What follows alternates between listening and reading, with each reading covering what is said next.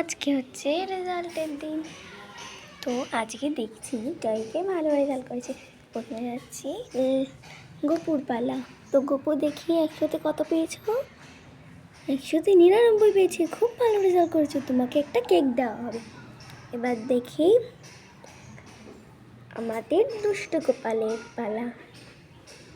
100-তে 92, খুব ভালো, তোমাকেও একটা কেক দেবো। এবার দেখি লাড্ডুর পালা। দেখি তো কী করেছে।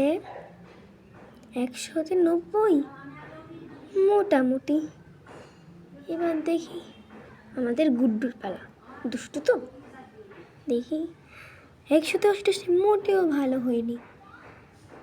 তুমি আগের বার তো পুরো শূন্যর পাশে 9 বসিয়ে দিয়েছিলে, এবার কি করলে? আরে মাম্মাম, আমি তো 8-এর পাশে আর একটা 8 বসিয়ে দিয়েছি। তো চলো, তোমাকে দড়িতে বাঁধা হবে। দাঁড়াও, তোমার কি হচ্ছে? দড়ি কোথায় রে? দড়ি এই তো একটা দড়ি পেয়েছি, দড়িতে বাঁধি। তোর আজকে বাঁধা হবে, তুই ভালো রেজাল্ট করিস না কেন? হ্যাঁ, বাঁধি। মা, দড়িটা ছোট হচ্ছে কেন? ইস, দেখ বড় দড়ি খানি। এটা বড় দড়ি, এটা তো ছিঁড়তে পারবে না। নেই, তোকে বাঁধা হচ্ছে। এই মা, ছোট্ট যাচ্ছে কেন?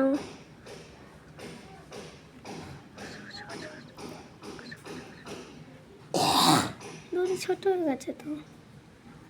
ভূত, তাহলে এবার থেকে ভালো রেজাল্ট করে দেওয়া পারছে না।